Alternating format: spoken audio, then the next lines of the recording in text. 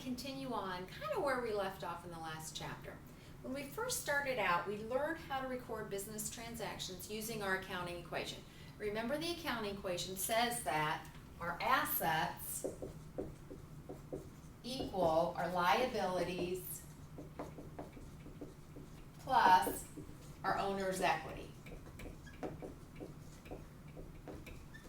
And we're continuing, when we were introduced to this in our first chapter, we recorded transactions using that.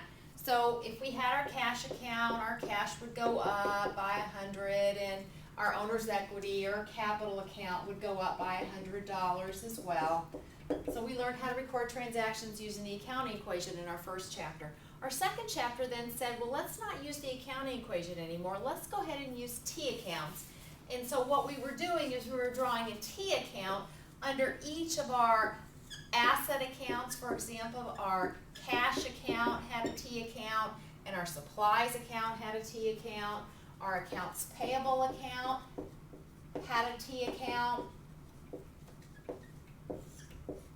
All of our owner equity accounts, including the owner's capital account, had a T account. Our withdrawals account had a T account, etc. Well, we are going to continue to think of accounts just as we do here, but we're not going to record transactions originally into T accounts. Instead, what we're going to do is we're going to record transactions in a journal. And let me tell you why, or let me show you why. Let's say that our supplies went up $100, and we're looking at this account and we're saying, oh wow, well, supplies went up $100. Well, I can see that I debited supplies for $100, but what did I credit? I can't see what I credited. Well, we can make a kind of a random guess, and we can say, well, we might have paid out cash. So we might have, the other account affected might have been the cash account. But I'm not really sure, because another option would have been, can you figure it out? We might have purchased the supplies on account. So again, we're kind of guessing. If we're only looking at the one account, we have to kind of guess what was the other account affected. So instead of recording transactions right away into T accounts or our general ledger accounts, what we're going to do is we're going to journalize the account. So we are going to start learning how to journalize. And we journalize in a general journal. So I'm going to show you pretty quickly how to journalize in our general journal. So I'm going to erase this. And I'm going to draw a journal page for you on the board and demonstrate to you how to record a transaction in our general journal. Well, our general journal always has a date column. It always has an accounts and explanation column. Hopefully I'm drawing this kind of straight. It has a debit column, and it has a credit column.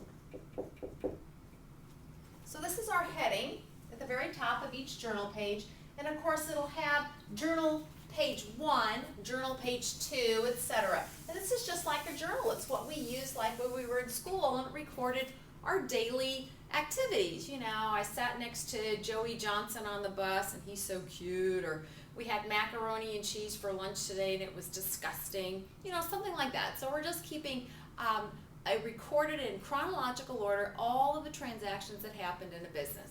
And this is our general journal.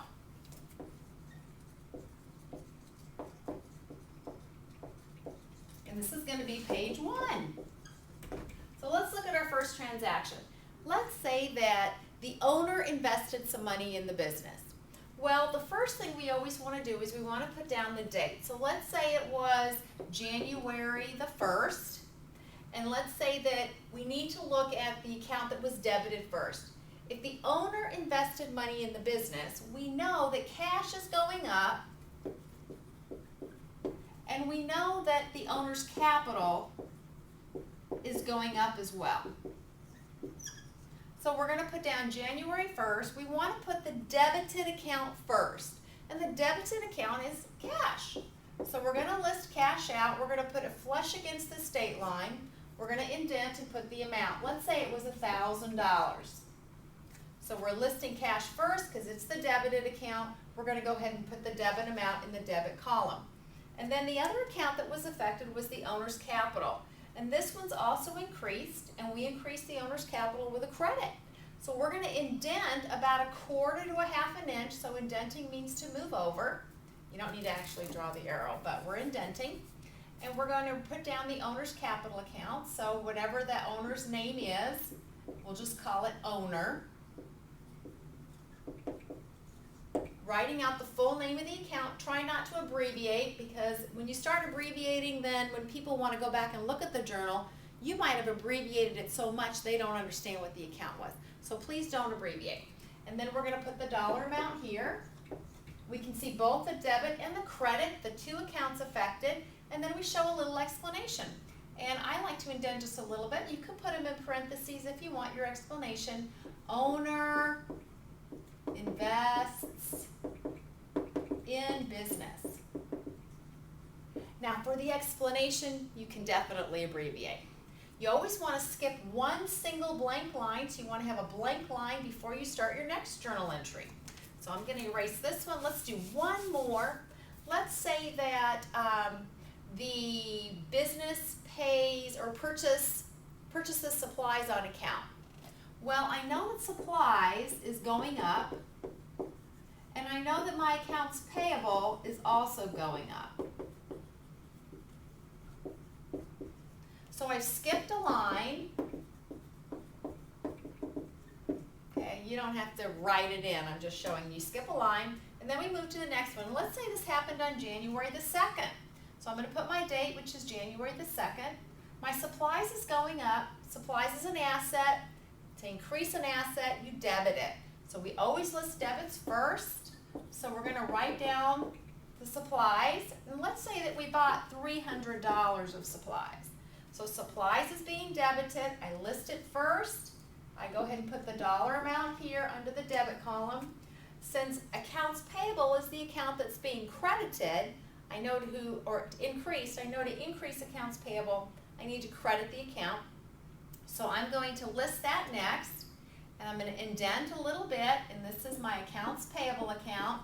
Now again, I try not to abbreviate because I don't want to make anybody else confused as to what account I'm using.